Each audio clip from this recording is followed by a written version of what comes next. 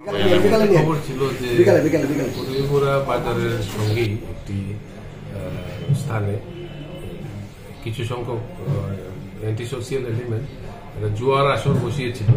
Police এখানে গিয়ে আমরা রেড করি এবং সমস্ত জুয়ার সরঞ্জাম যেগুলি আছে, টুলস, জুয়া খেলার সরঞ্জাম সমস্ত কিছু আমরা সিজ করে নিয়ে আসি। বুলবুল নামে একটি ব্যক্তি যে পুরাটা জুয়ার আসরের নেতৃত্বে ছিল, সে এখন পলাতক আছে, তাকে আমরা খুব শীঘ্রই গ্রেপ্তার করবো। সেই আয়োজনগুলি করত। বুলবুল কি দেখুন? বুলবুল না মিয়া। বুলবুল মিয়া। টাকা টোকা কোনো উদ্ধার হয়েছে না, এখনো হয়নি।